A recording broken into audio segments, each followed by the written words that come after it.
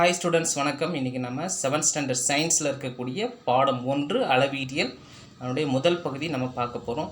இந்த அளவீட்டியல் அப்படின்றது பார்த்திங்கன்னா அளவுகளை பற்றி படிக்கக்கூடியது. நம்ம அன்றாட வாழ்க்கையில் அளவுகள் அப்படின்றது ரொம்பவே ஒன்றோடு ஒன்று ஒன்றிச்சு போன ஒன்று. அதை பற்றி நம்ம இந்த பாடத்தில் மிக அருமையாக படிக்க போகிறோம். ஓகே, முதல் பாடம் அளவீட்டியல். இந்த அளவீட்டியலுடைய முதல் பக்கத்தில் உங்களுக்கு என்ன கொடுத்துருக்காங்கன்னா ஒரு ஃபார்முலா கொடுத்துருக்காங்க. அதாவது பர்மன், அடர்த்தி, நிறை மூன்றுக்கும் உள்ள தொடர்புகளை பற்றி கொடுத்துருக்காங்க. ஒரு முக்கோணம், ஒரு ட்ரையாங்கிள் போட்டு அதை கொடுத்துருக்காங்க. பர்மன் வால்யூம், நிறை மாஸ், அடர்த்தி டென்சிட்டி. ஸோ இது எப்படி ஃபைண்ட் அவுட் பண்ணுறது கொடுத்துருக்காங்க. இப்போ பர்மன் ஃபைண்ட் அவுட் பண்ணணும் அப்படின்னா V = m / d. ஓகே, நிறை பை அடர்த்தி. அடர்த்தி எப்படி ஃபைண்ட் அவுட் பண்ணலாம்? அடர்த்தி = நிறை பை பர்மன். Okay, mass by volume. நிறை எப்படி ஃபைண்ட் அவுட் பண்ணலாம்?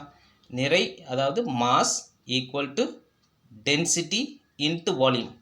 அதாவது அடர்த்தி பெருக்கல் பர்மன் அப்படின்னு சொல்லலாம். ஓகே, ஸோ இந்த ஃபார்முலாலாம் கொஞ்சம் ஞாபகம் இருக்குது. ரொம்ப ஈஸியான மெத்தட் அங்கே கொடுத்துருக்காங்க.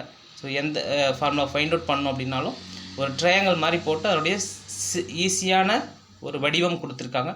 ஸோ மாணவர்கள் இதை நல்லா புரிஞ்சிக்கணும். ஓகே, அடுத்து பார்த்தீங்கன்னா முப்பரிமாண வடிவங்கள், இந்த 3 டைமென்ஷனல் ஆப்ஜெக்ட்ஸ்னு சொல்லுவாங்க. அது உங்கள் புக்கில் கொடுத்துருக்காங்க. அதையும் நம்ம பார்க்க போகிறோம். சரி, இந்த பாடத்தில் என்னென்னலாம் நம்ம பார்க்க போகிறோம் அப்படின்னா அடிப்படை மற்றும் வழி அலகுகள் அப்படின்னா என்னன்றது தெரிஞ்சுக்க போகிறோம். அதுக்கடுத்தது ஒழுங்கான அல்லது ஒழுங்கற்ற பொருட்கள் இருக்குது இல்லையா, அதனுடைய பரப்பை எப்படி ஃபைண்ட் அவுட் பண்ணுறது, அதனுடைய கன அளவை நம்ம எப்படி ஃபைண்ட் அவுட் பண்ணுறது, அதாவது கண்டுபிடிக்கிறது, அதை பற்றி நம்ம பார்க்க போகிறோம். அடுத்தது பொருட்களுடைய அடர்த்தி, பருமன் மற்றும் நிறை மூணுக்கும் இருக்கக்கூடிய தொடர்பை பற்றி நம்ம இந்த பாடத்தில் பார்க்க போகிறோம். சரி, நம்ம அன்றாட வாழ்க்கையில் பார்த்திங்கன்னா நம்ம பழங்கள், காய்கறிகள் இது எல்லாமே நம்ம அளக்குறோம் சரியா. அதனுடைய எடை, இப்போ திரவங்களாக இருந்தால் அதனுடைய கன அளவு, பொருளாக இருந்தால் அதனுடைய வெப்பநிலை, இது எல்லாத்தையும் நம்ம ஃபைண்ட் அவுட் பண்ணுறோம். இப்போ நிறை, எடை, தொலைவு, வெப்பநிலை, கன அளவு அப்படின்னு சொல்கிறோம் இல்லையா, இதை தான் நம்ம இயற்பியல் அளவுகள் அப்படின்னு சொல்கிறோம் சரியா. இயற்பியல் அளவுனா ஃபிசிக்கல் குவான்டிட்டின்னு இங்கிலீஷில் சொல்லுவாங்க. ஓகே, இப்போ இந்த இயற்பியல் அளவுகளை நம்ம அளக்கிறதுக்காக எண் மதிப்பும் அலகும் பயன்படுத்துகிறோம். ஸோ உதாரணத்துக்கு பார்த்திங்கன்னா சுரேஷ் அப்படின்ற 2 கிலோமீட்டர் எக்ஸசைஸ் நடந்து போகிறோம் அப்படின்னா அந்த 2 அப்படின்றது நம்பர், எண் மதிப்பு.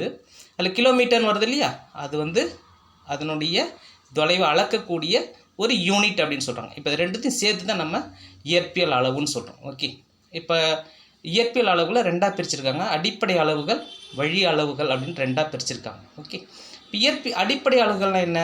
வேறு எந்த இயற்பியல் அளவுகளாலும் குறிக்க முடியாத ஒரு அளவு இருக்குது அப்படின்னா அதுதான் அடிப்படை அளவுன்னு சொல்லுவாங்க. இப்போ நீளம், நிறை இதெல்லாம் பார்த்திங்கன்னா அடிப்படை அளவுகள். இப்போ இந்த அடிப்படை அளவுகள் எத்தனை இருக்குது அப்படின்னா 7 அடிப்படை அளவுகள் நம்ம இருக்குது. ஓகே, அப்போ அந்த 7 அடிப்படை அளவுகள் என்னென்ன அப்படின்னு பார்த்தீங்கன்னா நீளம், நிறை, நேரம், வெப்பநிலை, மின்னோட்டம், பொருளுடைய அளவு, செறிவு, இது எல்லாமே அடிப்படை அளவுகள் சொல்லுவாங்க. இது அளக்கக்கூடிய அலகுகளை அடிப்படை அலகுகள் சொல்லுவோம். இப்போ நீளம் மீட்டர், நிறை கிலோகிராம், நேரம் வினாடி, வெப்பநிலை கெல்வின், மின்னோட்டம் ஆம்பியர், பொருளுடைய அளவு மோல் அப்படின்னு சொல்லிட்டு 7 அடிப்படை அலகுகள் இருக்குது. Okay, right. இப்போ வழி அளவுகள் அப்படின்னா என்ன அப்படின்னா அடிப்படை அலகுகள் சொன்ன இல்லையா, அளவுகள் சொன்ன இல்லையா, அந்த அடிப்படை அளவுகளை பெருக்கியோ அல்லது வகுத்தோ நமக்கு கிடைக்கக்கூடியதான் வழி அளவுகள் அப்படின்னு நம்ம சொல்லுவோம். இப்போ பார்த்தீங்கன்னா பரப்பு, கன அளவு இதெல்லாம் பார்த்தீங்கன்னா வழி அளவுகள் அப்படின்னு சொல்லி நம்ம சொல்கிறோம். சரி, இந்த வழி அளவுகள் ஆக்கக்கூடிய அலகுகளை நம்ம என்ன சொல்கிறோம்னா வழி அலகுகள் அப்படின்னு நம்ம சொல்கிறோம். இப்போ இந்த வழி அலகுகள் ஒரு கீழே உங்களுக்கு ஒரு அட்டவணை கொடுத்துருக்காங்க. அது பார்த்திங்கன்னா ஒரு 5 ஒரு எக்ஸாம்பிள் கொடுத்து இந்த மாதிரி நிறைய இருக்குது. ஸோ பரப்பு, கன அளவு, வேகம், மின்னூட்டம், அடர்த்தி இது எல்லாமே வழி அளவுகள் சொல்லுவாங்க. இப்போ உதாரணத்துக்கு பார்த்திங்கன்னா பரப்பு, ஸோ நீளம் இன்ட்டு அகலம். நீளத்தை எதில் அளப்போம்? மீட்டர் அளப்போம். அகலத்தை மீட்டர் அளப்போம். அப்போ மீட்டர் ஸ்கொயர். இப்போ கன அளவு இருக்குது அப்படின்னா அல்லது பருமன் சொல்கிறோம் இல்லையா, அப்போ நீளம் இன்ட்டு அகலம் இன்ட்டு உயரம். அப்போ மூணுத்தையுமே நம்ம metre into metre into metre, அப்போ மீட்டர் கியூப். வேகம் அப்படின்னு எடுத்துக்கிட்டிங்கன்னா தூரம் பை காலம். அப்போ தூரத்தை எதில் அளப்போம்? மீட்டரில் அளப்போம். காலத்தை வினாடியில் அளப்போம். அப்போ மீட்டர் பை வினாடி அப்படின்னு சொல்கிறோம். அப்போ மின்னோட்டம் இன்ட்டு நேரம், அப்போ அது ஆம்பியர் வினாடின்னு சொல்கிறோம். அல்லது கூலும் அப்படின்ற அலகுகளை நம்ம அளக்கலாம். அடர்த்தி அப்படின்னு பார்த்தீங்கன்னா நிறை பை கன அளவு. நிறை வந்து கிலோகிராமில் அளப்போம், கன அளவை மீட்டர் கியூப்பில் அளப்போம். அப்போ நம்ம எப்படி எழுதலாம்? கிலோகிராம் மீட்டர் -3 அப்படின்னு சொல்லிட்டு நம்ம எழுதலாம்.